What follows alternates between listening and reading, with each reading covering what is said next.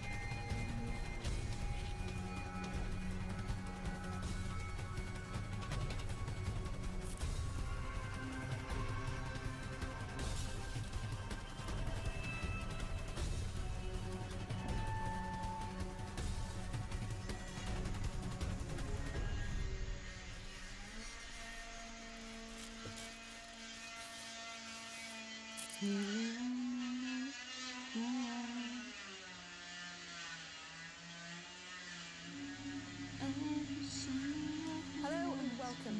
The producers of Most Haunted have listened very carefully to exactly what you want. You wanted a longer show, that's what you're going to get. We've made a 1-hour special of Most Haunted, and we hope you like it.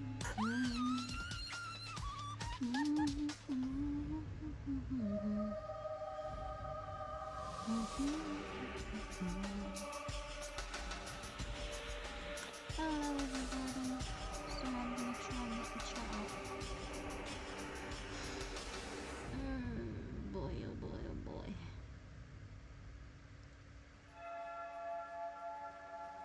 Hello and welcome to a 1-hour special of Most Haunted.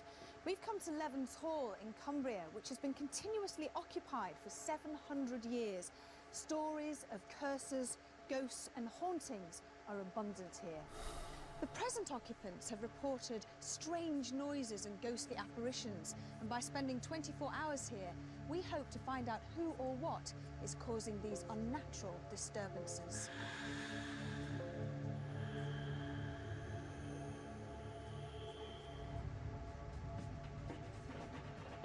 Levens Hall was first built in 1250 by the de Redmonds. It has been passed from family to family who have all had their part in making the hall look the way it does today. A medieval structure that has had many owners, including Alan Bellingham, who lost the ownership in a game of cards on the turn of the Ace of Hearts. There have been many ghost sightings at Levens that have intrigued and frightened people for many years, but no one knows for sure who or what they are.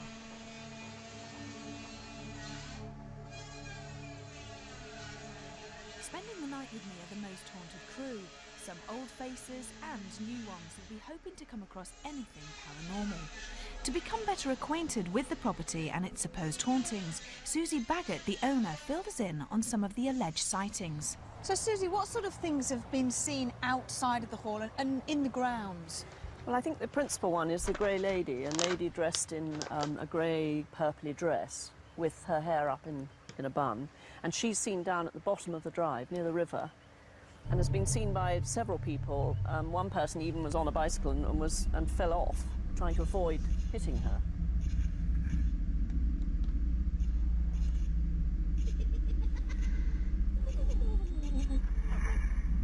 There's also a little black dog which has been seen with me and with my mother-in-law and is also seen in the house sometimes.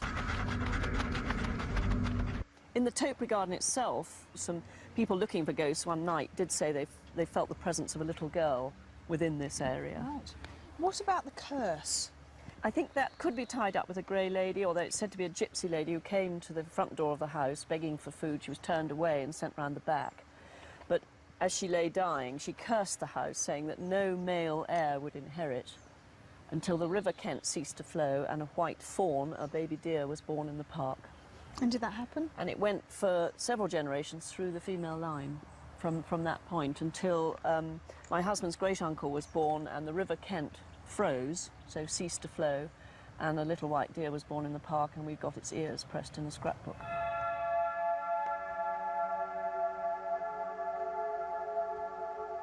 Well, curses are an integral part of English folklore, and the one here goes back, I believe, a couple of hundred years. The interesting thing about it is that it seems to have come true. Now, what you have to look at with curses is whether we are actually looking for links in something which is actually a coincidence. I believe that two aspects of the curse are the river has frozen over and a white fawn has been born on occasions when a son or an heir of the family has been born into the family that own the hall. But how many fawns and how many freezing rivers have we had when there hasn't been a male heir? I think that's the key. I think we're probably looking for links where perhaps it's just a coincidence. Well, Levens Hall is a well-known haunted house. There are lots of different stories here, as you would expect with an ancient house, and other investigations have taken place, but I have to say that they have actually focused more on the gardens rather than the hall itself. And according to the reports that I've read anyway, investigators have found positive results of flashes of light which they couldn't explain and various other encounters within the gardens, not just in the house. So I'll be interested to look at the gardens as well as the hall itself.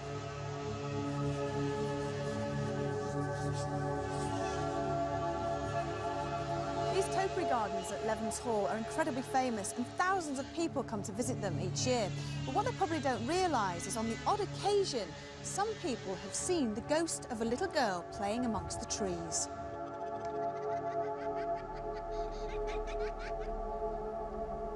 To help us with our 1 hour special, we invited 2 new parapsychologists to see if they could find out whether these ghostly disturbances are real.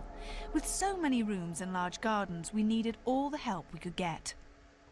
Well, I've been researching and investigating haunted locations for about 13 years now. I've had a special interest in Levens Hall for quite a few years now because of the amount of conflicting ghost stories that's here. One person tells you one thing, then another person will tell you another. And it's interesting to come here and try and piece all the information together to see if we can come up with some conclusive proof of what is actually going on. I've been interested in parapsychology since I was 15. I believe in something, but whether I'd call it a ghost, I'm not sure, because I'm not really sure what other people mean by the word ghost. But I do believe that there is something which we haven't yet been able to explain, which is what most people would call a ghost. Well, one of the things that mainly interests me about Levens Hall is obviously the place is very old. I mean, it dates back 400 or 500 years. And most of the ghost sightings and apparition sightings have been of Victorian-era people, all in Victorian clothing. And it seems strange to me that a location as old as this seems to have fairly recent ghosts. I believe that there are people who are able to share with other people knowledge of which they had no prior cognition. I have no idea what it is, where it comes from, why some people are able to do it and other people aren't. So if that's what you call a medium, then yes, I have to say I believe in some, but not all.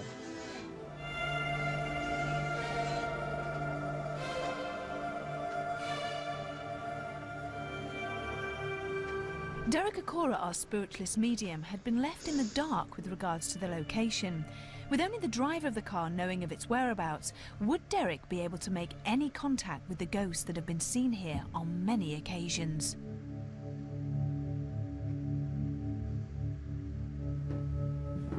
Can you imagine how you would feel if this happened? You're lying in bed, fast asleep, only to wake up and discover 3 ghosts standing at the foot of your bed. The lady in question asked the 3 ghosts who they were. They said nothing and just walked away. She was upstairs asleep in one of the bedrooms, and the story as I understand it is that she suddenly woke up and there at the foot of the bed was a gentleman with a stick and a stovepipe hat on, and presumably his wife next to him, and also a child as well. She's a very sort of forthright lady. She just said, "What on earth are you doing here? Get out of my bedroom." Whereupon they just faded into the panelling of the room. We had a babysitter on one occasion who was in one of the rooms sort of watching television. She kept on going to the door because she was quite convinced somebody was going to come to the door because she could hear the floorboards squeaking. And then she went to the door and there wasn't anybody outside that door, and that got her very worried. I didn't believe in ghosts until recently, and I think then about 6 months ago something very strange happened to me. It must have been about 3 o'clock in the morning, and I woke up, opened my door, walked out. I just saw this figure, a very tall figure, walking towards me. It just kept on walking, kept on walking. I just sort of sat down, thought about it, and I just didn't remember going to sleep, I don't think. Just...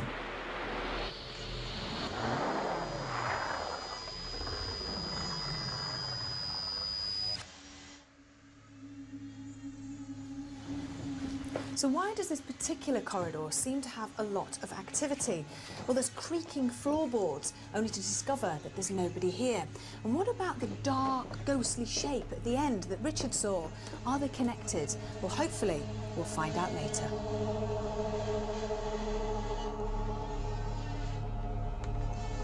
Whilst the crew busied themselves setting up equipment and filming different parts of the hall, David and Vicky spent time taking various measurements around the property. This is what's known as a baseline test.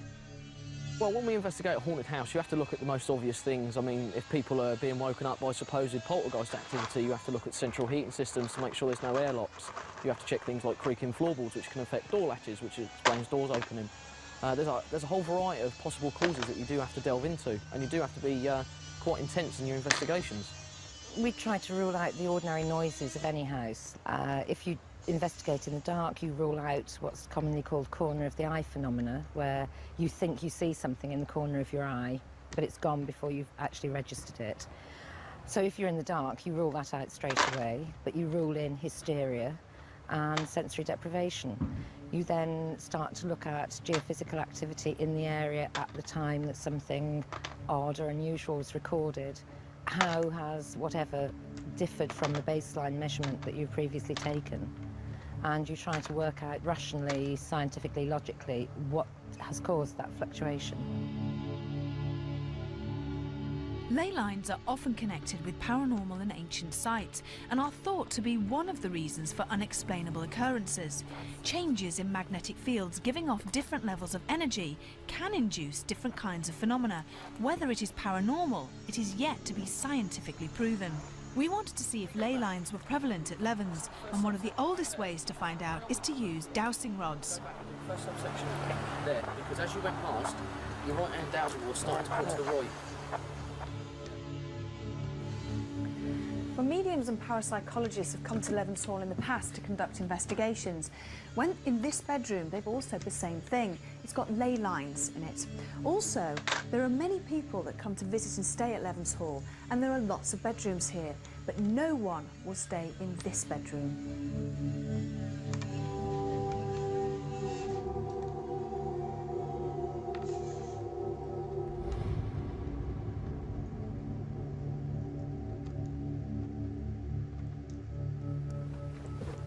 Residents and visitors have experienced some strange activity in this room, the Great Hall. Now, we're actually going to be using this as our control room. Now, Jason, we've got an awful lot of equipment, haven't we? What's going on here, then? Well, what we've got here is 3 cameras set up in the key spots where ghosts are supposed to have been seen in the past. We've got the corridor, we've got the gardens, and we've also got one of the haunted bedrooms. So we'll be able to watch the whole of the house throughout the night, which will give us an increased chance of catching anything, if there's anything here. Not only that, we've also got mobile radios to keep everyone in contact with each other, which should help us. In case anybody gets frightened. Yeah. Okay. Now then, Vicky, David, what on earth is that? This is a fantastic bit of equipment we've brought in especially for the 1 hour special Most Haunted, and it comprises of 2 cameras all in one. We've got a black and white CCTV camera and a thermal imaging camera. You may have seen the rescue services using these on telly. Basically what this will do, we'll set this up in a haunted location, or supposed haunted location, and it will detect hot spots and cold spots. And one of the main bonuses with this piece of equipment is it's got a built-in thermometer. If I point the camera at yourself, you'll see down here on the monitor, you'll see like your face, your head, your hands, all showing up as hot. And it will also give an instant Celsius temperature reading. Oh, how hot am I? You're 31 Celsius at the moment. But we'll use this in conjunction with static thermometers, so that if a temperature fluctuation is recorded and we feel that there is a cold area in the room, or the room has suddenly become very cold, we can isolate the cold spot and then see if there's any movement within the cold spot, or if it moves around the room, or if in fact the whole room is just cold. During the baseline test, Vicky and David were taking photographs on a digital camera. What showed up were these strange circular lights. We were all excited with this evidence so early on in our investigation. We had caught something very similar at Chillingham Castle in Northumberland, and after film experts had looked at all of these photographs, they cannot explain what they are. Some experts in the paranormal field would say that they are orbs, a term used to describe small lights that only seem to occur in alleged haunted locations and are thought to be one of the first stages of a ghost manifestation.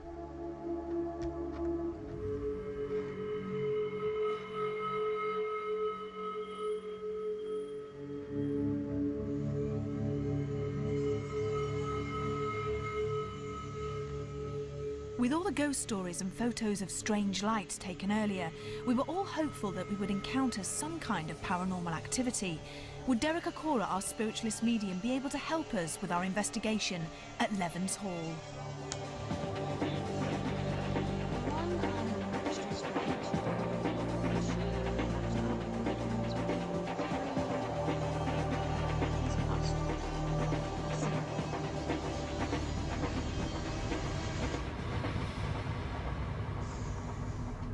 We were all very keen for Derek to get started, and with all the conflicting ghost sightings, everyone, even the owners of Levens Hall, wanted to find out once and for all who were the alleged ghosts that haunt this 13th century manor house.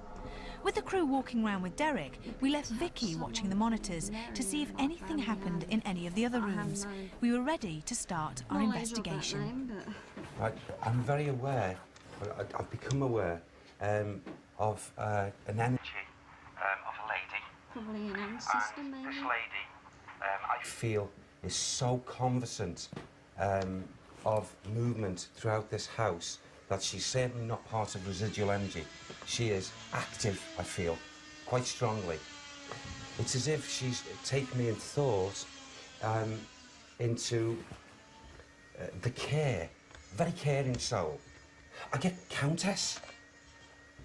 Countess. I can hear a voice now, that's good. Her father, James, why is she saying this? I don't know. She keeps on talking about her love for her father. A love for her father. James. Her father is James. Colonel James. So, Colonel James? Colonel James. The Countess's father comes here.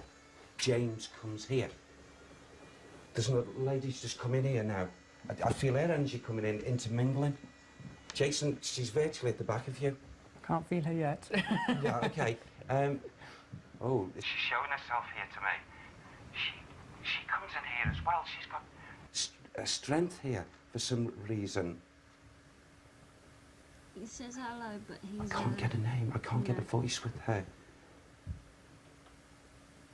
I get this love with both these energies here of a caring around children. She wanted to care around children. Maybe that actually were brought up here. I'm very aware that at certain times, maybe on a lot of occasions, that anyone that would come into this room, even sleep in the room and what have you, would experience quite a bit of activity here. A person could be asleep and would wake up and would spot something, either spirit light, movement, and I'd say at times that this particular room could be quite active. The only surviving daughter of Colonel James Graham was Countess Catherine of Suffolk and Berkshire. Maybe it was her and her father who were seen at the foot of the bed, but who the child was, we don't know. In another bedroom, Derek seemed to still be in contact with the same woman. Again, I've got an attachment with Countess and a real, you know, the presence of the energy is a lady. She's in and out of this bedroom. In and out. I also get, I don't know what this link is, I want to say Howard. A connection with Howard. I feel something, not first name, but the name Howard. So, right, okay. Howard. Right. Sorry about that. I'm also getting, right now here, that's come around my right side, there's a scurrying little black dog. Can you see it? Yes, there he goes. Okay. Where? He's here. He loves running up them stairs. He's up and down here, and he goes right across. He knows this place inside out, this little black fella. What sort of dog would you say it was? He's, to me, he looked like a little mongrel. Right. Okay, a mongrel, I'm not talking about the size of a miniature dog. I'm talking about a mongrel of this size. Yeah? Okay. He runs throughout this home. Throughout. Right. He's not always up here. Why he's come up here, I don't know. I feel as if I want to go downstairs with him and stay down there. Yes. It's like. Do you want to go be late. now? Yes, please. Okay, let's Can we? go down. Yes. The Countess seemed to have a strong link with Derek, as did the little black dog, which has been seen by residents and visitors. Downstairs, in one of the oldest parts of the house, another supposed spirit was adamant that they be heard. I've got a woman's voice now virtually ringing through my ears here, this level, saying, Bellingham, Bellingham, Bellingham. We belong, we belong. Bellingham, Bellingham. And now I'm getting the feelings around me as if now there's a man's presence here with me. Colonel James. Colonel James. This portrait of Colonel James Graham shows him complete with wig. He does not match the description of the supposed ghost seen by a female guest at the foot of the bed. But who knows whether Colonel James dressed like his portrait all the time. Derek had led us to the Purple Room, which is the only bedroom where guests refuse to sleep, as it has an oppressive atmosphere. You picking anything up? I don't know what it means. I get the initial D and E. D and E. And yet, because of my sight, probably I can't get it all clearly. It's D something. Something in attachment that going way back to the foundations, the first built part of foundations. A name that would have been responsible. Hopefully, before we finish our investigations throughout the night, We'll find I'm out hoping what we'll this is. find out what this is. Yeah. Derek was absolutely correct. The Purple Room is one of the first parts of the house to be built by a family called the D. Redmonds. We couldn't believe it when Derek stopped in the haunted corridor. Would he be able to tell us if it was active and who or what haunts it? This passageway, okay, is most definitely, okay, at times seriously active. Why? I mean, this is coming to me mentally, okay? Those impressions, as if I'm getting a lot turn and froing of more than one energy. It's up and down the passageway, and they're crossing each other. Who is it? Who are they then? Earlier, I saw a lady coming and whizzing right across the lawns. Okay, she's one of them. And the only way I can describe it is if she's in this drab greyness, grey-brown, you know, dress covering, like a cloak. And her energy is up and down here at times, and then she's out. She would like to show herself, if not startle, step back in front of people. And I just get the feelings of, you know, she goes way back. Right. Way back. Do you have a name for her? Again, the initial D and E in again. So it's the same as before? Yes, the D, E. And I feel she would be linked to that name. Right. I hope I can establish what the other section is, wherever we go. But she's established to that. Is it the 13th? 1300 something. Established with this lady.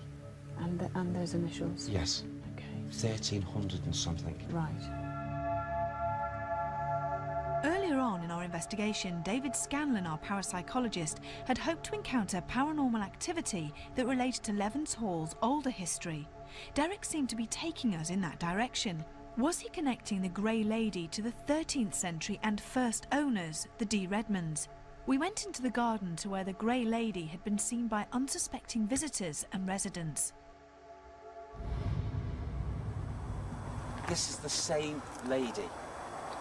The same lady who I talked about the energy in the passageway. Oh. I go way back in time with her. She's been around a long time. I feel when I saw her in the physical, I would put her into probably a late 30s if she touched 40. She was the lady of D. Redman. D. Redman. D.E. D. Redman. And she feels, at times, as if she belongs more here, this person in grey, more than any of the other individual spirits. That's what they see her, she sees them, she ignores them. She has nothing to do with the others. There was a tower. She goes to the tower. Would you like to have a little walk round to the topiary garden around there, where you can see the tower? Yes, please, I'd like to do that if you can. After all these years of not knowing who the ghost of the Grey Lady is, maybe Derek has pieced the jigsaw together. He feels strongly the Grey Lady was a lady in the de Redman family who resided at the hall in the 13th century. But without a first name, we cannot confirm who she was. But this was enough to give the Grey Lady the beginnings of an identity. And if we are to go off Derek's information, she wouldn't be Victorian. Would you believe this? It's covered this area. What's covered this area? Someone put a curse here. A curse? Yeah. What type? Can you elaborate? I'm not sure that that's a gypsy. Why do you think a gypsy would be on such a grand house like this? I don't know. I mean, this man... The curse was real. The curse was real. And it was lifted. It was lifted. But something had to be done for the curse to be lifted. And all would be well. Something was born. Something was born that had to be born. That's an animal. It's not a child. Can you confirm an animal? Is that what that is? He's just shown me a mental picture of a fawn. A fawn. What had to be so special about this fawn? I mean, there's hundreds of fawns around. Its colour. Its colour. Something, it's the colour of the fawn was different. With Derek's investigation around the house complete, it was time for the rest of us to be let loose in different parts of Levens Hall. Splitting into small groups seemed to be the best way of covering all areas, and with Jason keeping a watchful eye on the monitors, we felt we had an overall view of the house. David, Derek and myself ventured down the long, ghostly corridor. We had all the relevant equipment with us, plus the thermal imaging camera, which would hopefully enable us to catch any unexplained phenomena. If you see or feel anything, Derek, can you just give us a shout and prompt us, and I'll snap away? I will do, yeah. Shall I talk, Derek, or not? Yes, carry on. Do you think... I don't know whether I'd do the right thing. I'm just go off what you guys tell me to do. No, that's fine. Yeah. If there is anybody here who would like to talk to us, show themselves to us, please feel free to do so. We mean you no harm, we're just very interested. David? Yes? Would Orb show up on a thermal thing? Although the thermal imaging camera is a good piece of equipment to have because we've got the temperature readout, instant temperature readout, so we can detect increases in heat, decreases in heat. Now, I'm not entirely convinced or entirely sure that a thermal imaging camera would actually pick up an orb or an apparition for even that.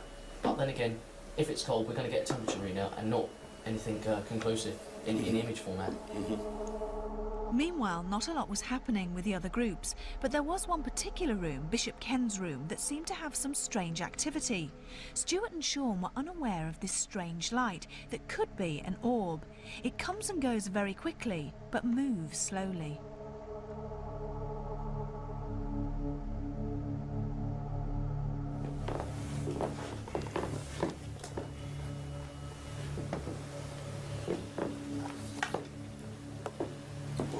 Yeah, okay. Someone's just tugged on the bottom of my jacket on the left side. Just tugged here. Read it in. You did. Yeah. I've checked behind there, there's no electrics. Run it along again. Run it along. Further out in the middle of the floor you were. Oh, that's interesting because it was there and now it's gone. Well, obviously the EMF meter's just gone off, detecting something around the doorway. Quick scan of the area shows no apparent electrical cables or none that's emitting that type of signature again. We've been over this position again. There doesn't seem to be any other reading from there. I'm afraid this is not picking up, you know. No, that's fine. But it seems a little bit strange. It's there 1 minute and not there the next. Obviously, if it's an electrical cable, you've got a continual current cycling through the cable. So if there was an electrical cable underneath the floor, it would pick it up all the time. Rick and Carl were out in the topiary gardens, but with no light or sense of direction, they seemed to be getting a little edgy. Are you with me? I'm with you.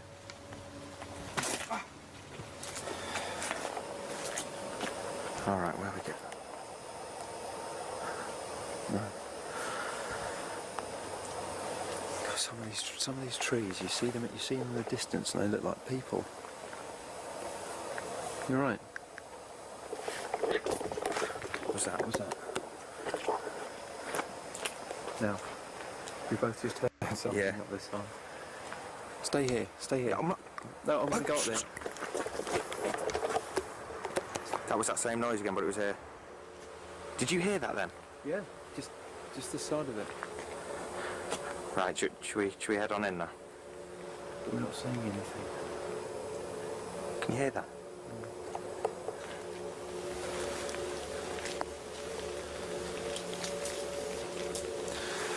Cool, crumbs.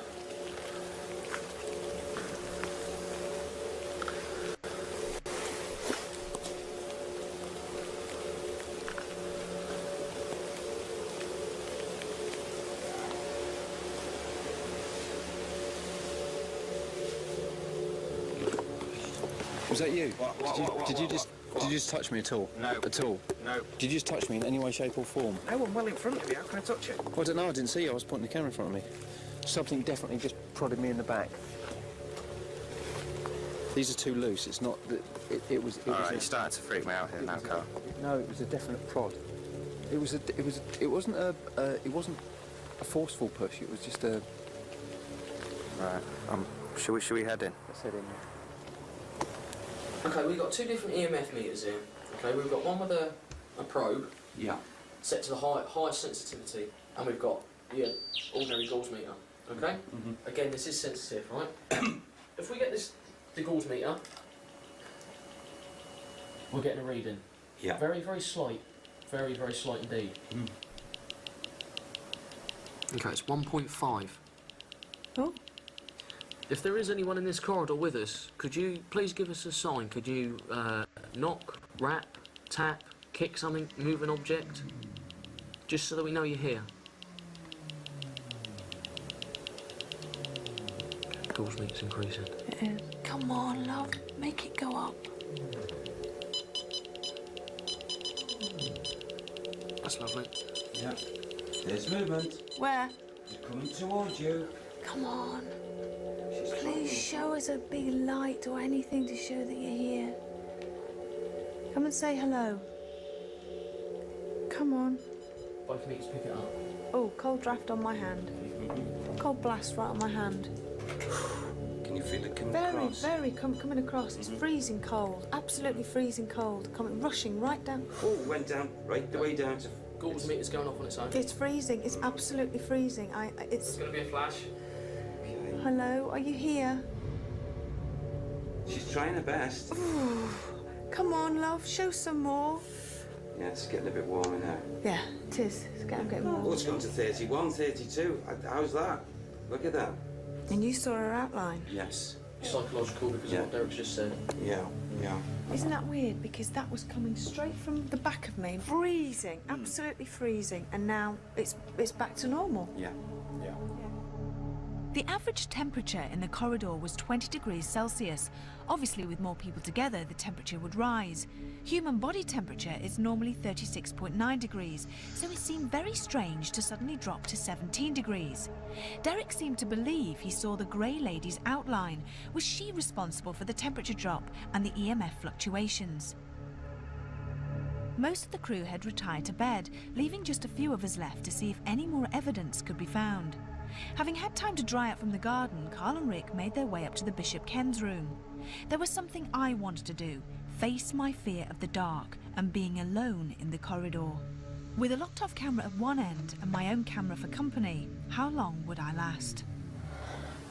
Oh God, I don't really do it like this. It's the light switch. Oh, how tempting is that?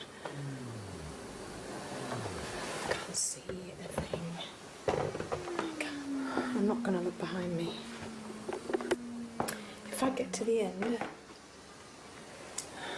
I'll put my torch on.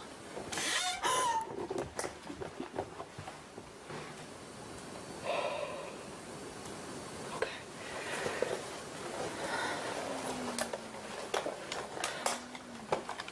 Dave, can you hear me? The door's just opened on its own. It's probably just a draft. Go down and have a look. I don't want to go in there. Please don't make me go in there. Don't worry, just go down and have a look. I'm watching.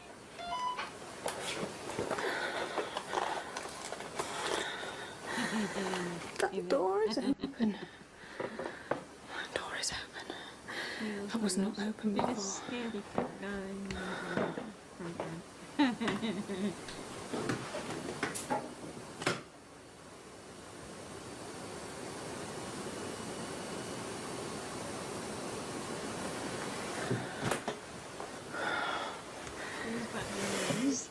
I'm watching the Bat series. Maybe it was the wind. Maybe it was the wind. Look, it's easy to open. Okay, maybe it's not.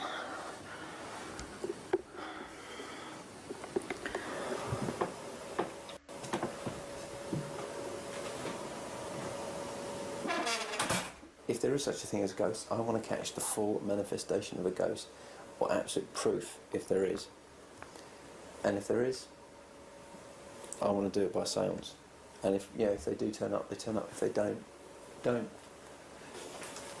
Okay. Well, God, it's so creaky down here. Oh, my God.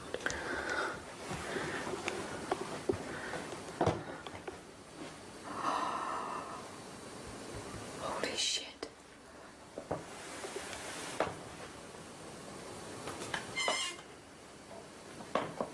Yeah, I did. It was just, it does my head in when after that, and there's one missing. It really, it's like this bit. David? David, it's me. The door just opened again, David. There, calm down. It's an old drafty house. I know it's a drafty house. Okay. This bit. Okay. So that bit is going to start bugging me now, but I'm kind of doing the sky now. If I sit at the top here, I'm going to sit up here for a good 5 minutes is all I can last. I can't do any more. I think I have been very, very brave. If I sit up here, okay.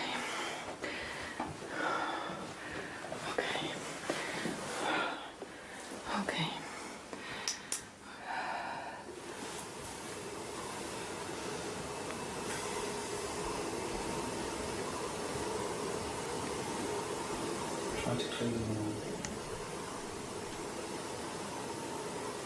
If there is anyone here, please try to show us your presence.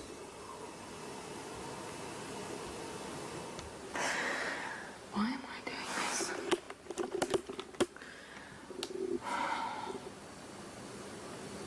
This is just to prove to myself that I can do this. I've spent 16 programs being scared. And it's only my fear. But I've always been nervous of the dark as a child. And I think slowly I am getting braver. Please just let us know that you're here. If you need an energy, use our energy to manifest. Either by showing us yourself in a mist form, or an orb,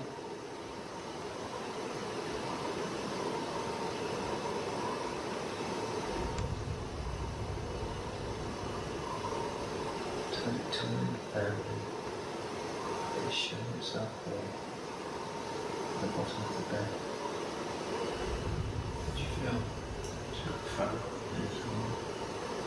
I don't feel anything left.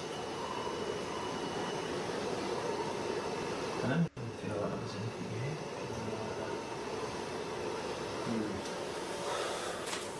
There's got to be an explanation why that door opened. Do you hear that? What the hell? I'm too scared to go down.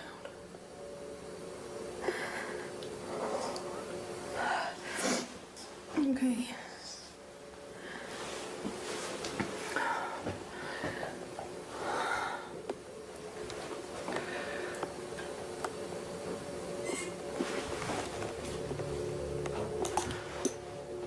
Where's that from?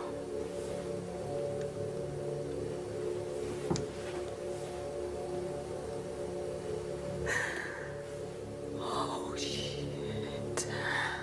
Is it the same room? It's the same room.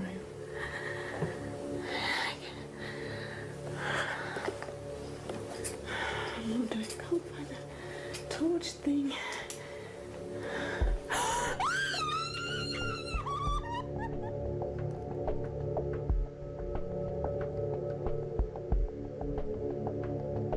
With David always looking for a rational explanation, he was convinced that drafts and old floorboards had made the door move on its own. But it doesn't make me feel any less frightened about being alone in the dark. And if I lived at Levens, you wouldn't catch me going to the loo in the middle of the night. I am absolutely sure that the door opened on its own 3 times with no help from any drafts. During our investigation at Levens, this particular room is the only one where these strange lights have been caught on our night vision cameras. Stuart and Sean were unaware of this light earlier on in the investigation, during the séance, and also during David and Vicky's baseline test. All these lights appear at the foot of the same bed, where the 3 supposed ghosts had been seen here not so long ago. Were they connected? Of all the rooms at Levens Hall, most of the activity had centred in 2 places: the corridor where Richard Baggott had seen the black shape move towards him, and the Bishop Ken's room where 3 ghosts were said to have been seen by a female guest. During our 24-hour investigation, most of the unexplained phenomena and fear were also in these 2 places. Coincidence? Maybe.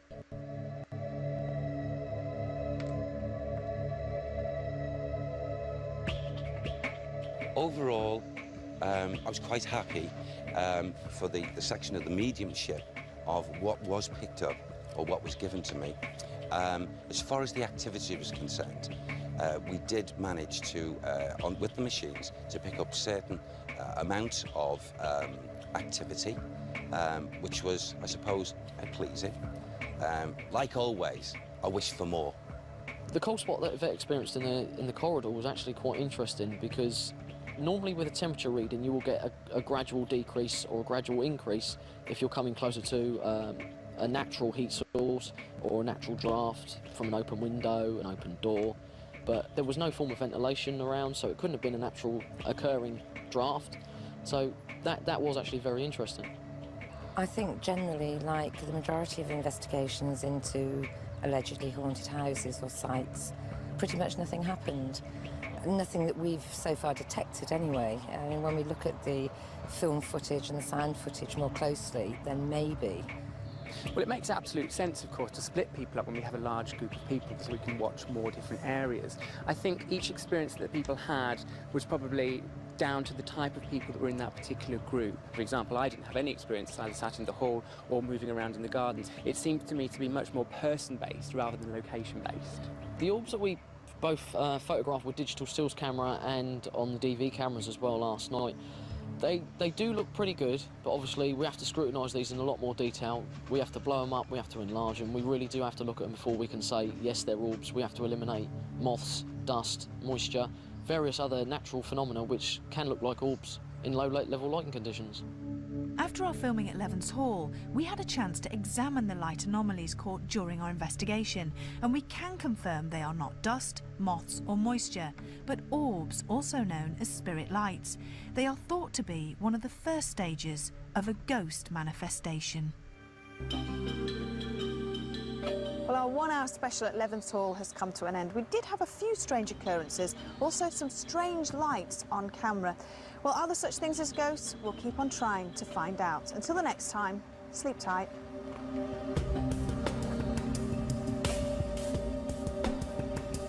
Well, tonight I'm expecting to see orbs, as usual. Lots of weird sensations. Well, I'm expecting to see lots of strange, what was it I said before? Hey-ho! Feet high!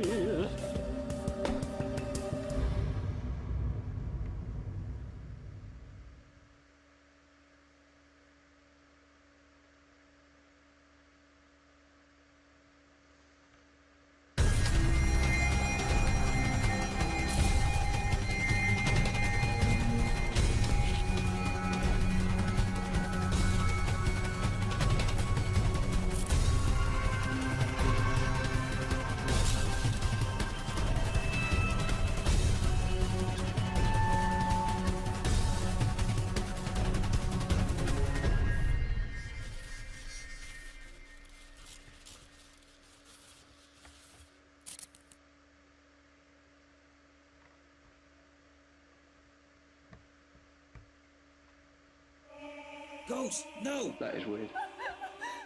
A ghost train with real ghosts, 24 hours at Blackpool Pleasure Beach.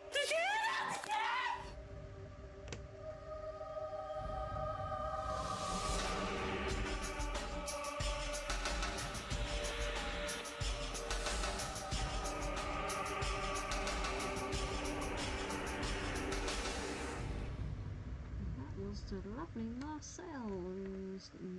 That was the only series. Hello and that she welcome really... to Most Haunted. We've come to Blackpool Pleasure Beach, where 7 million people come each year to have fun. But what they don't realise is that Blackpool Pleasure Beach is haunted. We're going to be spending 24 hours here to find out whether any of these stories are true. Before the advent of the railway, Blackpool was no more than a small seaside village, a far cry from the bustling resort it is today. Since 1896, the Pleasure Beach has given many people great amusement, and over the years it has grown in size, and the public just keep on coming. Underneath Sir Hiram Maxim's flying machine is a shop called Maxim's that has reported poltergeist activity, and believe it or not, the ghost train has a very mischievous ghost called Cloggy.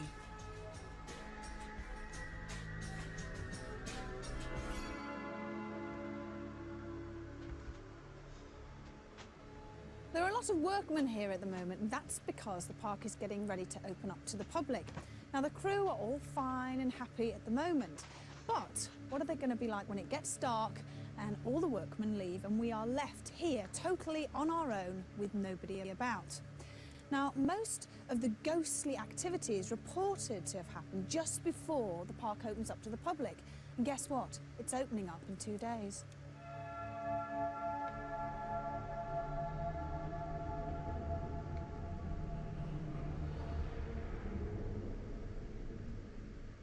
Jason, a lot of people have actually seen inside the gift shop either one child or 2 children, and they've got poltergeist activity there as well. What are poltergeists? Well, poltergeists can be one of 2 things. They normally set into the child, pubescent teenager type of category, whereby the phenomena centres around a person. The other type is where the poltergeist activity is location-based, where it seems to be more attached to the building itself, and that's the case here with the gift shop. a lot of people are talking about the fact that it's built under one of the oldest, or the oldest ride in the park, and that might be the reason for it. I personally would be wanting to look at the case in much closer detail, because it sounds to me as if it may just be a prank. I mean, it could just be one member of staff playing a trick on another. You know, it's not a controlled environment. It seems to me the kind of place where you might want to play a trick on somebody. It's a laugh. We're in a fun park. I'd want to look at it in that sort of respect. The bit I'm looking forward to most is actually, I want to, I don't know how you feel, see if anything moves in the shop, because that's what seems to be happening more than anything. I'm very surprised if it does, but it would be fascinating if it does. I would be shocked. I don't know about you, but I certainly would be. Well, you know me, I'll just scream my head off. What about the fascination with ghosts? I mean, we're all here, that's what we're doing. But why is it that people seem to be so fascinated with ghosts, so much so that people want to go on a ghost train and scare themselves to death? Well, the ghost train, of course, here has a story of a ghost attached to it itself, a real ghost, supposedly. And talking about fear, fear is a fun thing in a way. I mean, people like to be scared. They like scary stories, we like scary horror films, we like being frightened. And the key to it, really, is fear is fun if it's safe. And with ghost trains, with roller coasters like we've got here at Blackpool, it's safe. We know we're going to come out the other end okay, and that's the key to it. It's all right to be scared as long as there's no danger.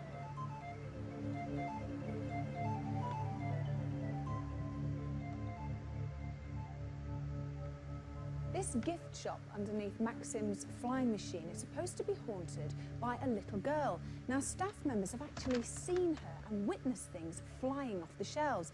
And in the morning, products have been swapped around. Everybody loves to ride on a ghost train, probably because they know there are no real ghosts inside, apart from this one, which has its very own resident spook. He's very real, and he's called Cloggy.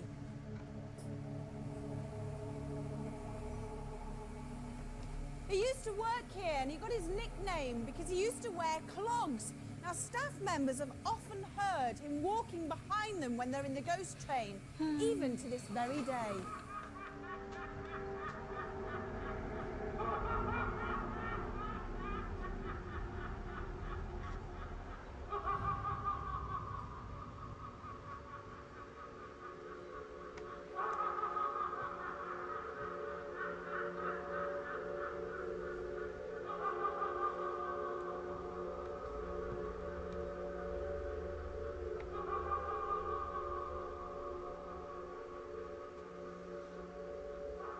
I tend to ride most of the rides every day, so I come on the ghost train nearly every day. I remember coming many, many years ago as a child, and one of the things that impressed me very much was the little bits of string that hang down, and you always feel that somebody's touching you. I'd heard one or two rumours about the ghost train being haunted by a chap called Cloggy or something. He used to work here many, many years ago, long before I was born. So I decided one night to do a little exercise. And once the park had shut and everybody had gone home, I thought I would walk the track of the ghost train. And walking round, of course, I'm a lot taller than I am sitting in the car, so when the strings came down, they actually sort of started going round my neck and pulling at my face. And when I came out, I was then told that the strings had been taken out the week before, and there weren't any strings hanging down at all. And I thought that was a bit spooky. Most of the staff that have worked here don't enjoy working in the shop. And over the years, a number of strange things have happened. I mean, things have physically been moved, not that you could put down to vibration or maybe some freak wind or anything else, physically been taken off a shelf and put on a counter. Now, there's no way that anybody can get in at night. The shop's alarmed, it's locked up. The retail management keep the keys, and if they close at 11 o'clock and open again at 9 in the morning, nobody's here. A number of staff over the years, various different ages, types of people, have seen small images of what they've taken to be children playing around, and the only way we can logically anyway explain it is that the children don't like certain products and then remove them from areas that they think they don't belong. Of all the shops that I've ever worked in and all the companies I've ever worked for, I've never known an atmosphere like this one. Well, I was of the opinion that I was being touched by these strings. And I found out afterwards that I wasn't being touched by the strings. So what I want to know is, what was touching me? What did I feel when I was in here? Our medium Derek Okora had arrived at the ghost train. As always, he's had no idea where he was being brought to. Would he be able to let us know who the ghost is that likes to play tricks on people? And would they be playing with any members of our crew tonight? I'm expecting activity. Activity of movement of maybe 2 spirit people that seem to be evident on the ghost train and inside the area. Well, I've got a great deal of affection for Blackpool, so I really do hope we see something. There's a lot of energy here, I can feel it. So let's hope it's a good night. Well, I'm not really expecting much to happen in the ghost train. If anything happens there, I think it'd be people getting spooked. The evidence in the shop, however, is more tangible. And if we're going to experience anything mildly ghostly, I think it's more likely to be there. Hi, Nicole. Hey, Chrissy. Fucking hell, man, that dust. It's fucked your lungs up. Should have put a mask on, really. Hey-ho. Do it now. Our investigation had begun, and it had to be one of the most unusual locations to be spending the night. Derek, our medium, took us to the beginning of the ghost train ride. Now, I'm starting to become aware of a man that doesn't really...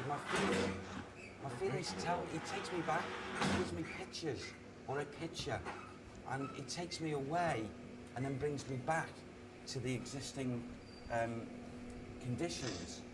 And you know, I was aware of this man just a little bit earlier, but only, not in a mental image, but just in feelings that he was round. And this man, 5 foot, actually no more than 5'1", very slight man, most definitely Japanese. Japanese. Yeah, strange, isn't it? That side of it, now, I asked Sam, why is this man here? And he said, because he comes and he visits. He's still got an interest. And I said, in what interest? And he said, because this man has a vested interest back in time. Sorry, say it again. Yeah, oh, I've got to start that mean? attaching old motherboard back into it now. Okay. He's bringing another man into the atmosphere here. What are you about to give them Who is it, Sam? wires to go in? He walks round. It belongs to him. What does that mean? Can we move on just a little bit? Now watch Derek carefully, as before we got much further, he began to feel unwell. Yeah, start building I yours. just feel as if I'm being drawn. Building yours together. To another area. Derek had been queasy, but after taking time out, he was able to continue.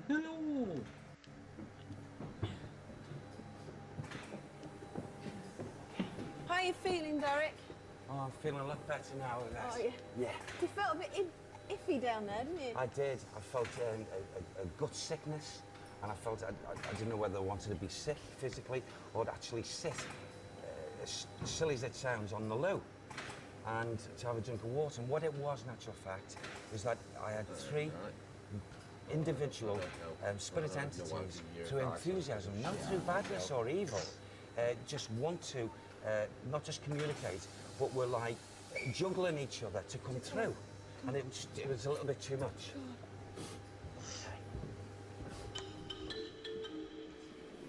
So who are these 3 gentlemen? Do you know who they are? Well, I was picking up very strongly a small man, 5'1", of Japanese features. And you see, I just want to say these words. On the side. He's here, but he doesn't really want to be here. As crazy as it sounds, and it's like as he looks around, and I want to take this away. That's his impressions. Right place, wrong location. That's the feelings I get with them. Who are the other 2? No more. Yes. The other one, the second one, he seems to be a stronger attitude man. And he seems to be shouting down this Japanese man, Joseph Emberton.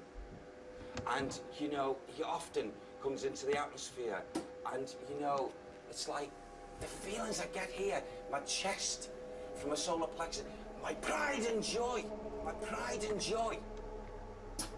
What does that mean, Sam? Pride and joy. And I want to say, it goes, is that Joe Emberton? Joe Emberton goes with the thought when he comes into the atmosphere that he belongs and this belongs to him, standing proud and what have you of what he's done. Yes. And here's the Japanese man. He's shouting. I can't understand that. What is he shouting? This is mine. Right, this is mine. Right. I think. Ghost. Shh. Ghost. He's saying. Ghost. No. No. No. Pretzel. Pretzel. It's mine. Pretzel. The pretzel ride. The He keeps on quoting. Here. Who's he? Who's the third one? Who's the third one? Go along further. Go along further into an area, and he'll. Yes. I'll pick up his essence. Can we go a little bit closer? Let's go. Yeah. Not only were we surprised to hear from Sam, Derek's spirit guide, that there was more than one ghost present, but that the extra information was also correct. Had there been rivalry between the two men who had developed the ride? It's still a little bit further round, Jason.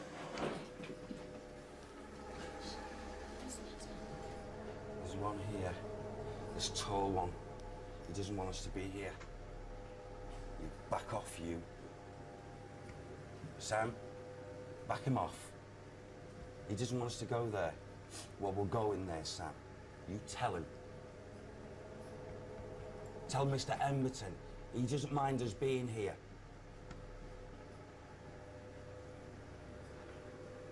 Emberton's telling him to back off. Why is he telling you to back off? Okay. Yeah. Old clogger. Old clogger, eh? Nasty mouth, him. Nasty mouth. He thinks he's fast, he thinks he's swift. Clogger. Mr. Clogs. Is that who the nasty man is? Yes.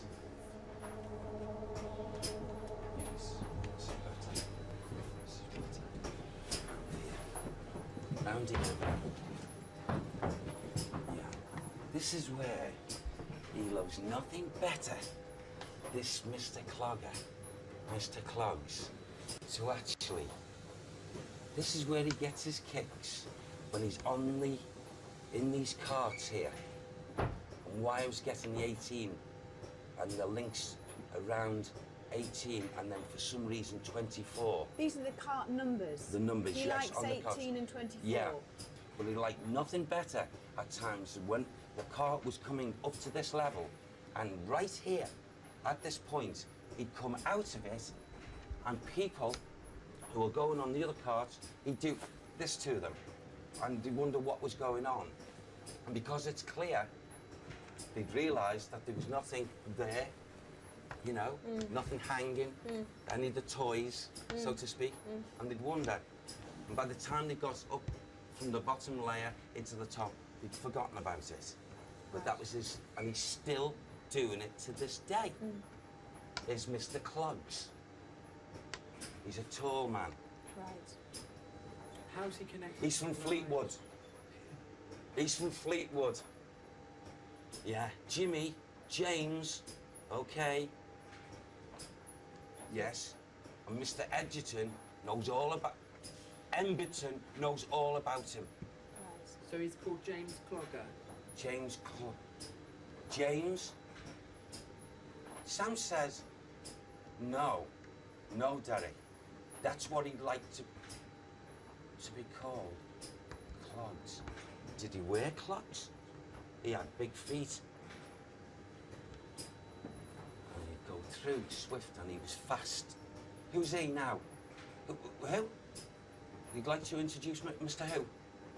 Sam says he'd like to introduce the Japanese man. Who is he, please? Okay. He does not show himself, but comes in visitation. Right. And it's Mr. Kamaya. Kamaya. The one who's actually here often, who's not really budged, is Clogger. And he's not the very nice... He's not the very nice one, the tall one. Right. And I feel he must have worked here That's something. Oh, I know. Thank you, Sam. He was around with the pretzel. But it wasn't here. Something was shifted. And the pretzel was changed. 1930. So we moved. Okay. And that's what the arguments that go on between Mr. Kamaya and Joe Emberton. Mr. Kamaya doesn't like, he wants the pretzel. Mr. Emberton is proud as punch, wants the ghost train. And yet they take me back. In thought. That to me is like a dike. It was holding back a lot of water before this was even conceived or dreamed of. Can I stop you there? Do you now think it's a good time that we turn our night vision cameras on, knowing now that we've got all these spirits here? Alleged spirits, rather. Should we do that? Yes, please. Yeah. Okay. Let's do that. Come on, let's go down this way.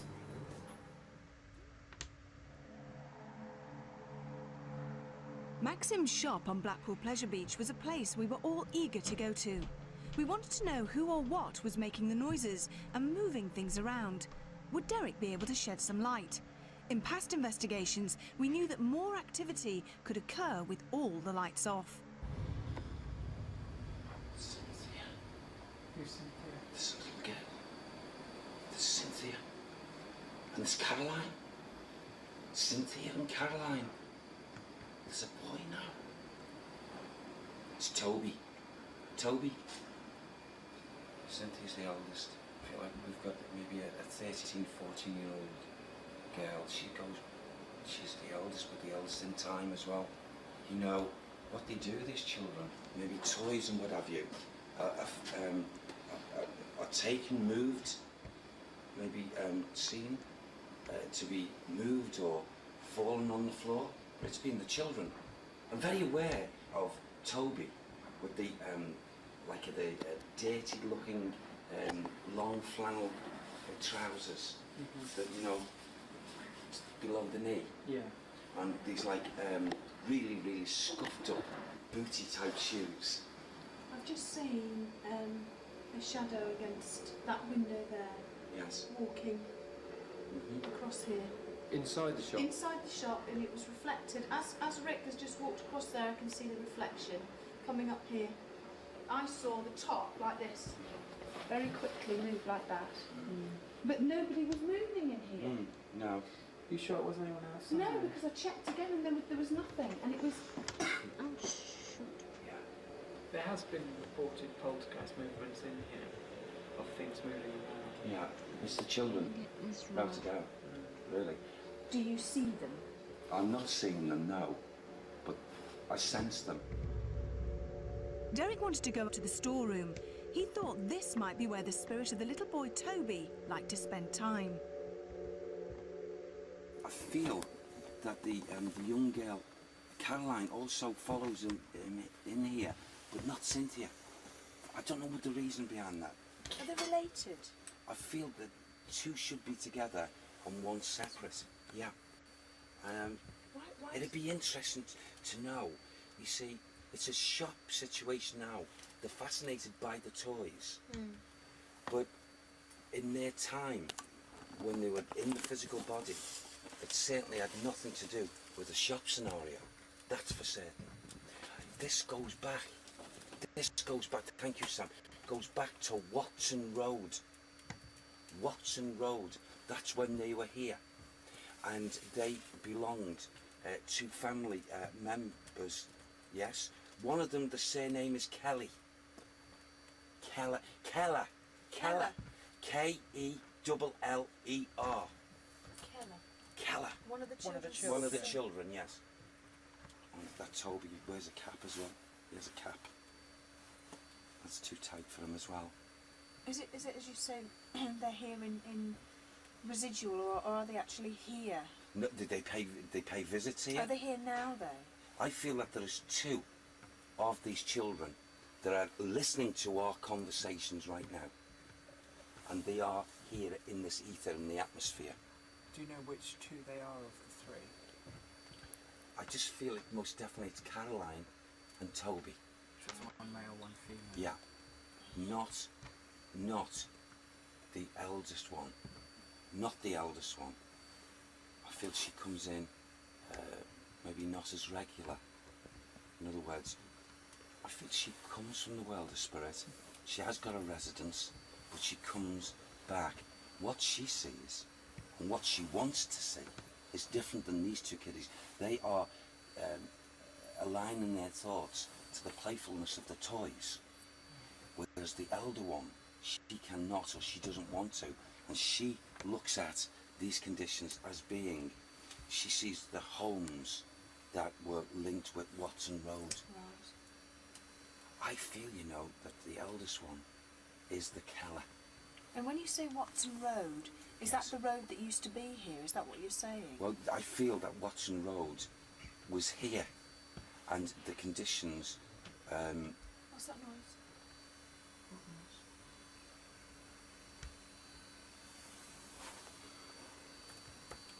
I thought I heard a cry, a little cry. Well, but we were coming up. I got a girl's. I thought it was laughter. I felt as if it was. That's the shutter again. Sorry, my ears are like bats. Yeah. It's not paranormal. I feel that. No, I know, but I heard that crying. Sorry, Derek. No, it's okay.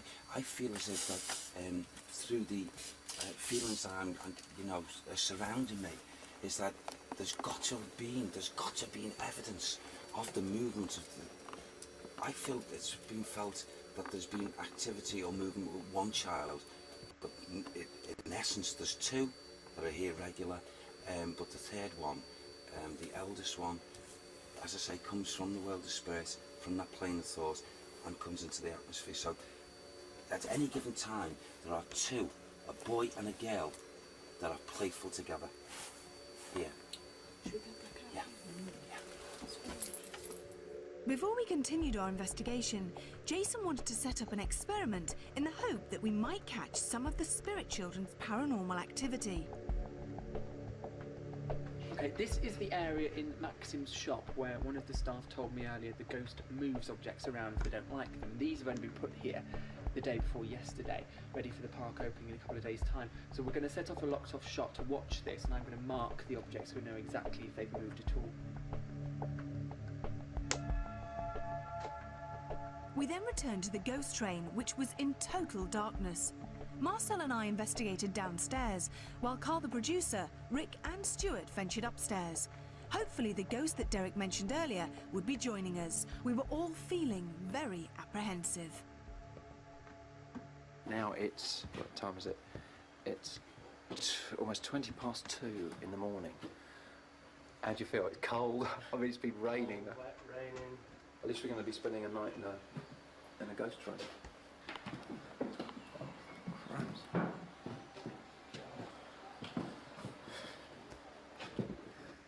Crumbs, how dark is it? It's a shame you can't see how dark it is at home. How can you see the dark? It's 25 past 2, and as well as being extremely cold,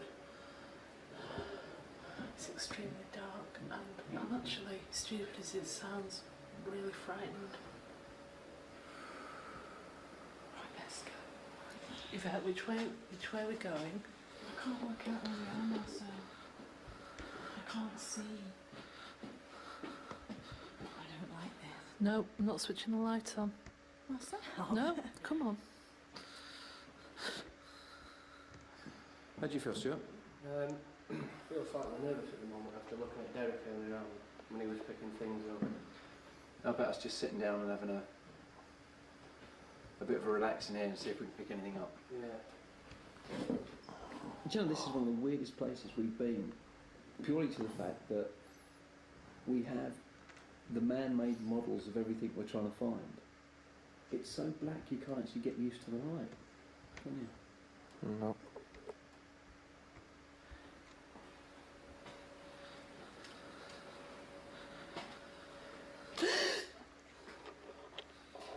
All right.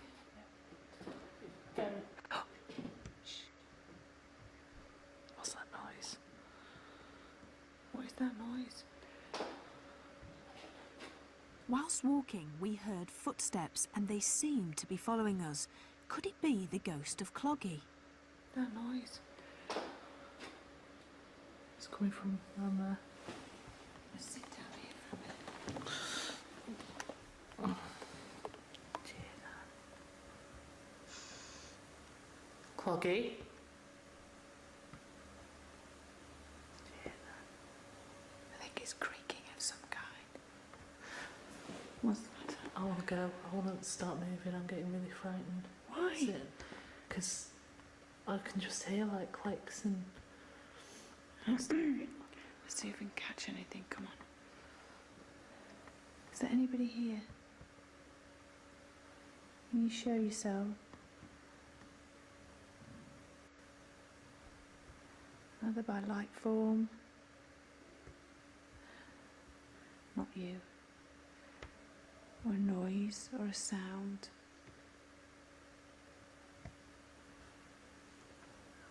Is anybody here? Anybody around us at all?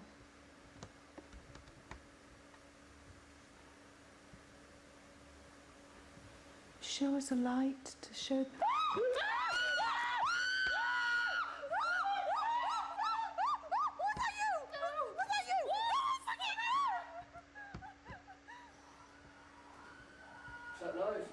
That Marcel. You've got to be here somewhere. Can you hear them? Something just touched the top of my head, and I swear to God, I swear to God. That's happened to you before though, hasn't it? But a real hand touched the top of my head. How do you know it was the handle? Well, I'm just assuming something like a hand or touched the top of my head. It was a proper touch. You sure? Yeah. There was a Japanese guy. Now I've just had an idea. Shall I try and introduce us in Japanese and see what happens? Yeah, got to try, isn't it? Yeah. Hajimemashite, watakushi wa Kaa desu. Dozo yoroshiku. O genki desu ka? Basically what I'm saying is, I'm just introducing us, saying how do you do? And I'm saying o genki desu ka, which I'm asking if he's okay. I've just got an urge to go over there. I don't know why. What, into the darkness? Yeah, just there. Can you see where you're going now? Rick, don't take any chances, just be careful, mate. Sorry? Yeah, it's freezing here. Oh, you just flashed the lamp. Let's go. There's a proper cold spot here. Hang on, I'm coming. I don't know what to do. Oh, wow. Ooh. It's absolutely ice cold. And there's no reason for this to be ice cold. I feel really happy here. No. So you're feeling depressed earlier, but you're feeling happy now? Got tingling all the neck and everything. This is freezing cold. Rick's just walked over here, and it was quite warm over in that part there where we were sitting, and now it's absolutely freezing cold. How do you feel, Rick?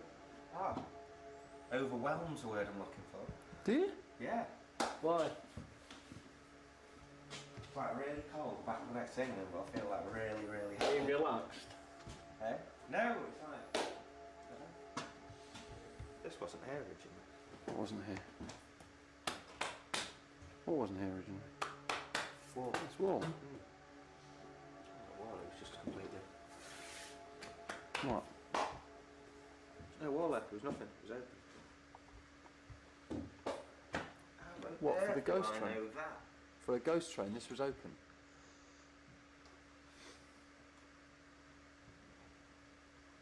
There was no wall there at all on the original ghost train you're talking about, right? Yeah, this wasn't. Don't know why I know it for some reason. Somebody said this wasn't here.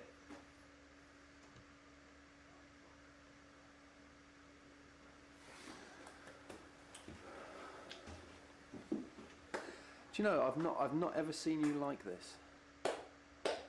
What are you clapping for? Do you know who I am? It's getting colder and colder and colder. Ooh, smell. Ah. You're right. Oh, get me out of here, get me out of here, get me out of here. Let's go out. Let's get him out. Hang on. Do you want to go out? Or what do you feel? What do you feel? Let's get out. Let's get out. Hang on. Where is it? Through those doors. You can get through those doors. Keep going, mate. Keep going. Through the doors. What did you actually feel in there? I just remember being, well, I know what, I was sat down, I just had this urge to go over there. And it was freezing, and then back of my neck was tingling and all that, and then really overjoyed. Yeah, but then you were clapping. Do you know why you were clapping? You were clapping. I mean, not raucous clap. I was aware I was clapping, but I don't know why I was clapping. I'm going to go back in there. Do you want to stay out here for a bit? Yeah. You hear me scream, come on. This sounds really weird and stupid, and I feel like an idiot for saying it. I felt homely, but everything wasn't right there, if you know what I mean. It was like, I'm at home, but something's not right. Our night continued in the darkness of the Blackpool Pleasure Beach ghost train. Satisfied that Rick was okay after his strange behaviour and leaving him to take a break, Carl, the producer, returned to the track alone. I'm actually walking each side of the rails.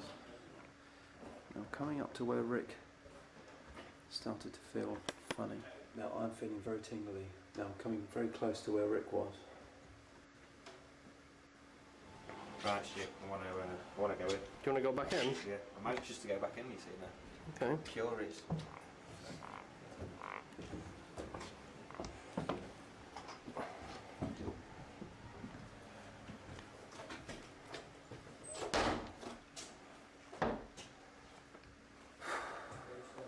You alright, Carl? Yeah, I just got really tingly a second ago. It's just there, isn't it? There's Yeah, I've just got there. really tingly. Right down the back of my neck, down my back.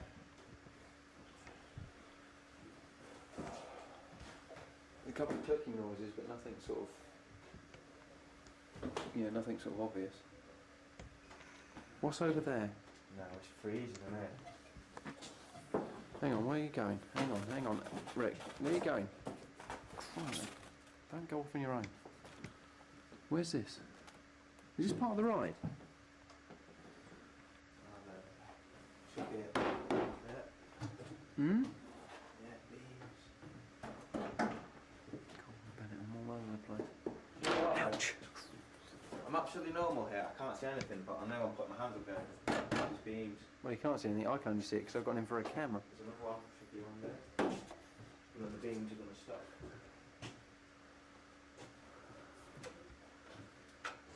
Now, you can't see anything. Is that the last beam or is there more That's after the last beam.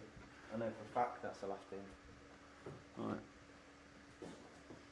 So over here You're alright. should be something. Yeah. How do you know this? I wouldn't have I told. don't know, it's couldn't have- weird. I just know. Do you want to stay in here for a bit? Do you think you can? Do you think you'd pick something up? How do you feel? Great. It's bad.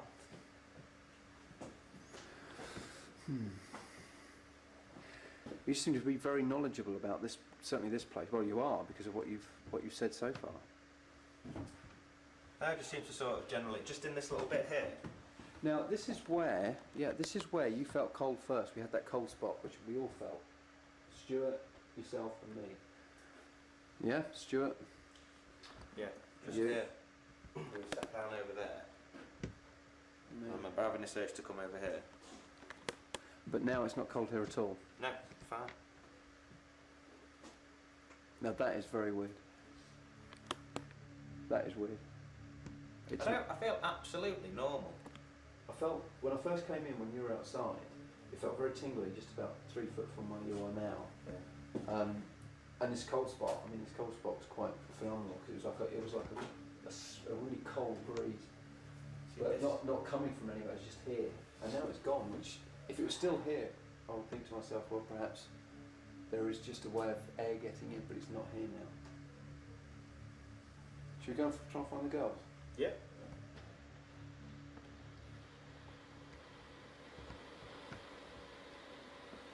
It's alright, it's alright, it's only the trigger thing. I'm sure it just triggers off when it thinks something. What is that noise? Hang on, wait a minute. Getting a bit freaked out here. Marcel, wait! Marcel, don't run! Marcel, wait! Can we go, please? Seriously, I've had enough. I want to leave. Please. Okay. We went back to Maxim's shop to conduct a séance in the hopes that the spirit children would show themselves. Okay guys, we're going to have another try at a communication with some of the alleged spirit entities in Maxim's shop. Now, basically what we're going to try and do is concentrate our minds together. So the candle is here as a focus point. It's not here for effect, it's not a prop, it's here for a purpose. So everyone sort of stare at the candle flame and try and clear your mind and just concentrate on what I'm talking about. So we're going to try and concentrate on sending our energy through the circle around to the person on your right and receiving energy from the person on the left through our fingers.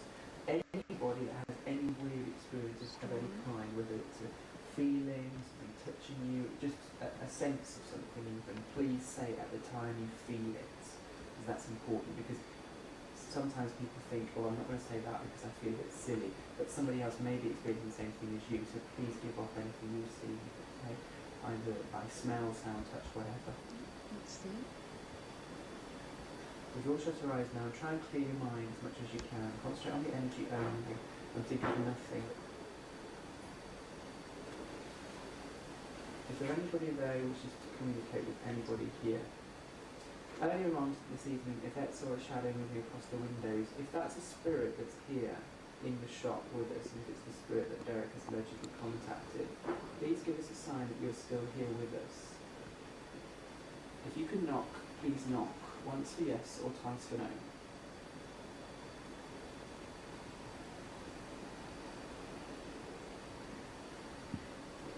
Is there anybody there? We are open and friendly and we want to make contact with you. Are you here, Toby? Hello, sweetheart. Are you around? Can you try and communicate with us, Toby, if it is you? Toby, is it you that keeps moving things around in the shop? If it is you, can you move something?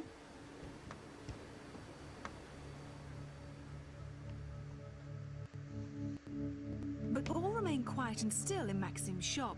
Not an ornament or toy moved, and the spirit children stayed silent. Call it a night, you think? We tried. We tried. It's the end to a long, long, long night. So the only experiences were the feeling of a hand on the top of my head, the occasional cold spot, Rick's strange behaviour, and the odd noise. No orbs had shown on our cameras, and nothing occurred during the séance in Maxim's, which goes to show that no matter how hard you try, hunting for ghosts can sometimes be disappointing. Yeah, well, I can't put a light shower on you for you as soon as you want them to. You just wake up. The case itself deserves merit because there's a lot of different people who are alleged to have seen and experienced the same kind of things here, both in Maxim's, but in the ghost train, and in other areas of the park that we haven't had time to investigate. So, as I say, the case deserves merit. Unfortunately, things happened some other time in the past, not when we were here.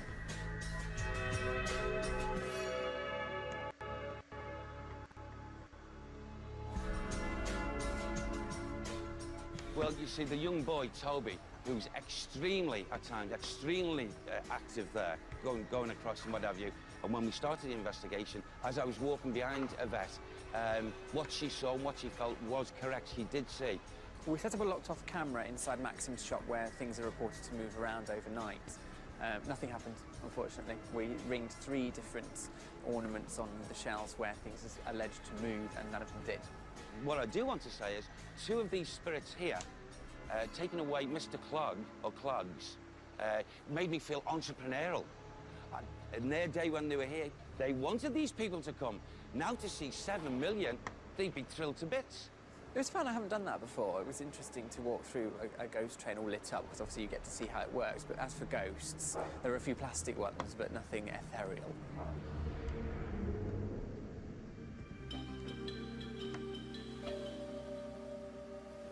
Not a lot of paranormal activity happened last night. I was incredibly impressed with Derek. I thought he was very, very accurate on quite a few points. But I was a little bit disappointed with Maxim's shop. I thought if there was going to be any paranormal activity, it would have happened there. But at the end of the day, we all had a fantastic time. We shall see you on the next location. Until then, sleep tight.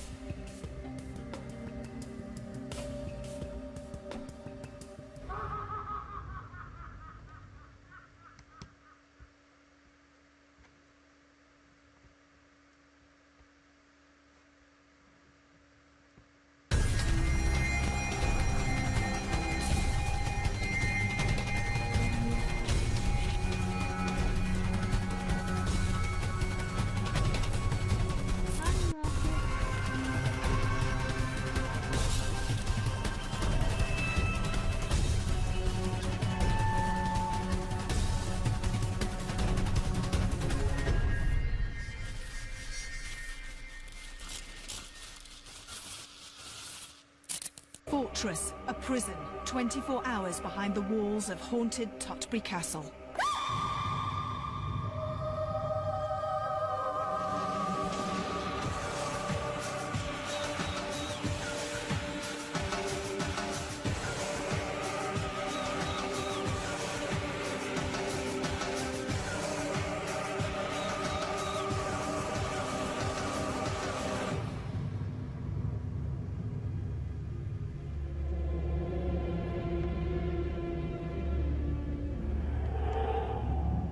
Welcome to Most Haunted.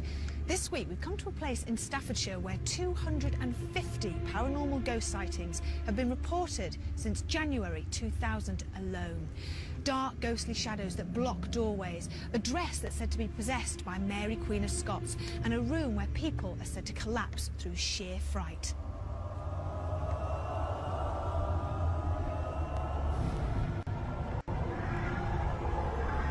And these are just some of the strange occurrences that have been happening at Tutbury Castle.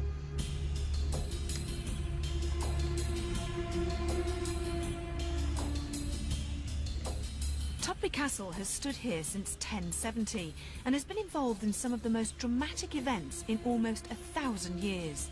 Mary Queen of Scots was held here as a prisoner 3 times, and Charles I and his nephew Prince Rupert were offered shelter here during the Civil War, and Oliver Cromwell ordered that the castle be dismantled for harbouring the king. Some of the ruins were repaired after the restoration in 1662, leaving the castle as you see it today. Witch burnings, the ghost of a huge man in full Tudor armour, a hooded figure, and one terrifying room that had to be closed to the public as people were fainting for no apparent reason. Too much paranormal activity has been reported here for it to be ignored.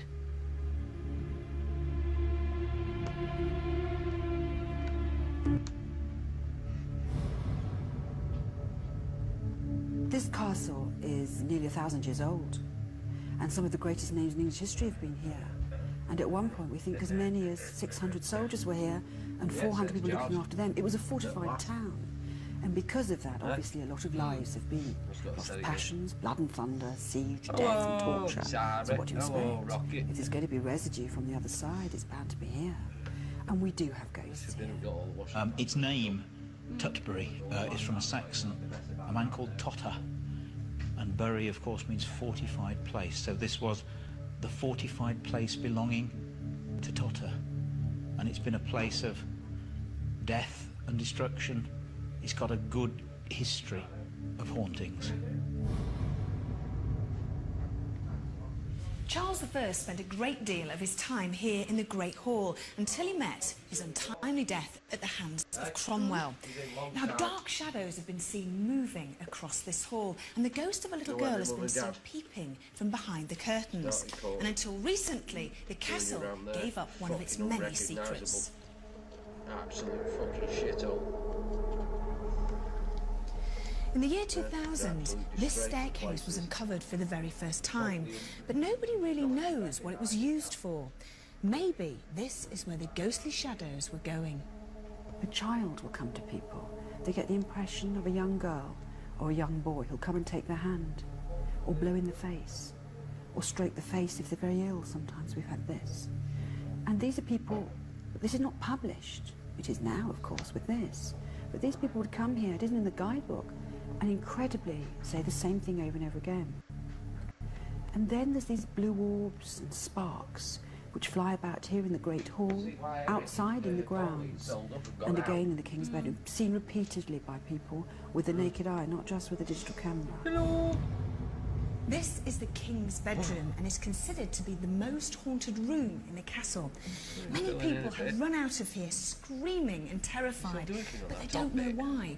2 people have collapsed, ambulances have been sent, so of course they've shut this particular place down to the public. And unfortunately for me, I'm going to be spending some time in here on my own. The King's bedroom is very active. I come here and actually conduct ghost tours around this place. And of all the places that I've been up and down the country, I can tell people that I can almost guarantee that if they go into the King's bedroom, some ghostly occurrence may well take place. And I've been in there when things have happened to people. We've had to actually close that to the public because we had 2 people collapse in there. Others go dizzy, disorientated. That's upside down, that's why. Look, it says Paris. It's that way up. You're upside down, look.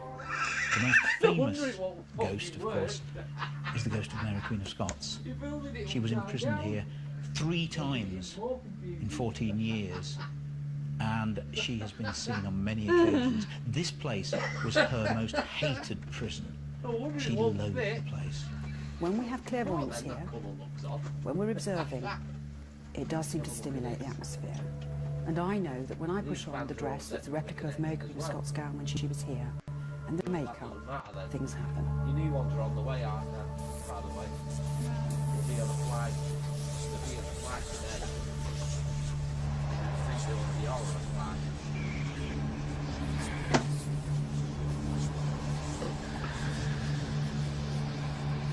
Yeah.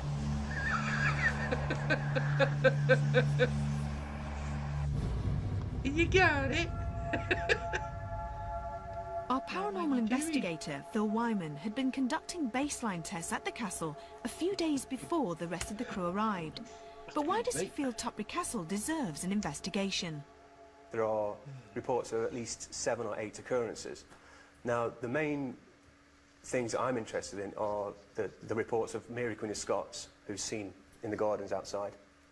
We also got the fact that people keep fainting in the bedroom. Yeah, so now, that I've walked in there several times. The floor is very uneven, and it does give you a dizzying effect. So I think that is the main reason for people feeling dizzy, giddy, maybe so it's that way. thinking it's something supernatural happening and then fainting. That is also, all the way there's over something here. weird connected with the Mary Queen of Scots costume that Leslie wears.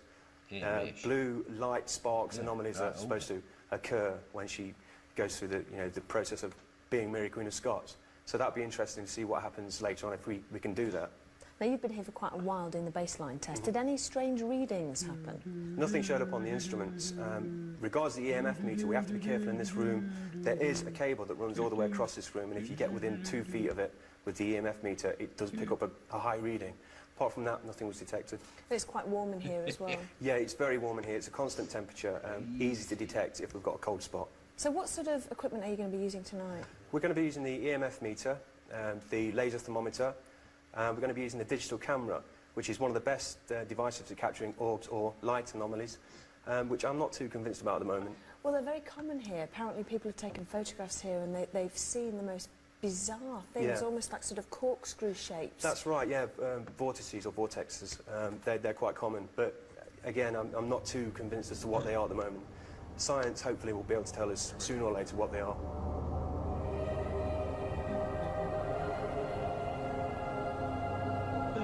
Tonight, I think you'll see lights, blue, sharp. I think you'll see orbs. And I am absolutely sure that Derek Acorah will give us some information that will be staggering and not something you can necessarily find in a guidebook or anywhere else. So I'm expecting there will be something tonight, yes I am.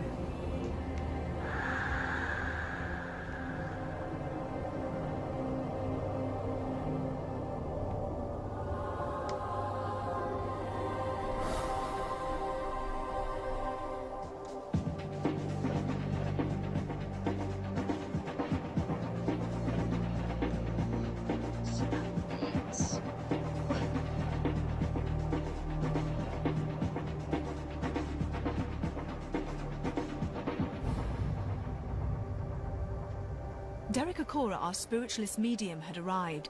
Would he be able to link with the many spirits that walk in and around the castle?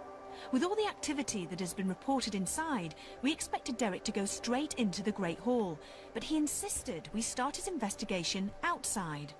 Roughly 15 minutes ago, I knew the investigation was going to start, and I came out of the loo to wash my hands. Now, from the time of coming through the door to wash my hands, run the tap, my mind, as I'm trying to wash my hands, got transported psychically out here to the and up into this direction. You must go there. Please ask to come here first. There's reason. It's just like as if I've got unseen hands grasping at me to pull me up there. Well, should we go up there? Can we? Yeah. How do we get down? Around here we get down. To historically check any information that Derek may pick up on, Richard Felix, our historian, and Leslie Smith, the curator, are in the control room, watching our progress on the television monitors. 1, 2, 3, 4. Massacre. Down there. Okay. There has been a form of massacre, and these souls are under this turf. I'm going way down. And there is... What? Said it? There are men strewn everywhere. Down they go. This is... here, this is a burial site. A burial site. Right. And the conditions of the... it seems to be one spirit spokesman, in a sense that was drawing me here. Who are you? He's the head of the garrison. The head of the garrison. The head of the garrison. Oh, garrison. He was one of the last to be slain. I'm getting in my front here, and I'm seeing it's red and blue and the white stripes and an emblem here. You say an emblem, you've drawn a cross. It's something like a cross, but not so much a Christian cross. I'm seeing a man here now who is developing to the corner, and he is in a robe, but he's not a monk, and he's got a hood. Phil? Yeah? To the left-hand side there. Just where here? that patch is. Oh, just there? Yeah. Right there. He's not budging. Right. And he's a tall man, him. When you see Phil's arm wave around like that, is that going through what you see? Yes, through his... really? Yes. And can you feel anything, Phil? No, nothing. Nothing at all? It's through his ethereal body. Yeah. Spirit body, Yeah. which is, you know, so light and what have you. But he's there, and I'll just point out what he was doing. Yeah. He had his hands not unsimilar to yours, like this. And he had his head down and he lifted it up. Yeah. He has got nothing to do with these under the ground. He goes before, and he is not happy. He is not happy for this not to be seen or sorted out. He wants it, the only way I can give it, he wants this dug and opened up and exposed, and the proof then will be given of the bones that are lying here. There's 314. 314 men. Can you give us a historical time when this would have happened? Say that again. I feel it's 1500 and... Is it 1548? 1548 to 1551. In between those links. Thank you. Take the grass away. Take it away, he keeps on saying. And then dig. And go down. This is significant here. He wants to line it. Who is this man? I'm sorry to keep going on. Who is he? Can you get us a name? He was a high priest. High priest? A high priest. This here is, this might as well be cardboard. This ruin. It is not a ruin. Never was a ruin. And he is not happy with this being here when this is not being shown.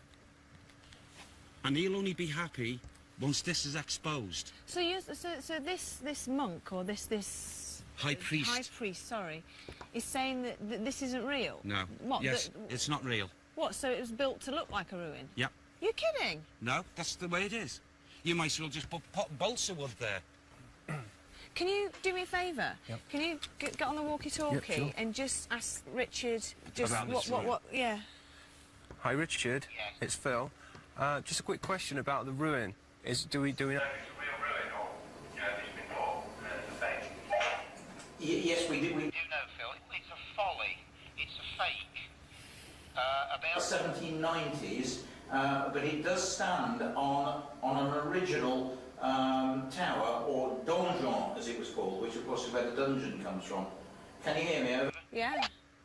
Yes, thank you. Can I just ask you something else as well? Any massacre or anything around here? Massacre? Well, really, we're talking of lots of, I wouldn't say exactly massacre, but certainly mass death. How many people? But people were certainly slaughtered here, yes. And around the area of that tower, of course, because there's an oubliette underneath where people were dropped in and left to die, and we're talking quite a lot of people as well. Any approximate figure?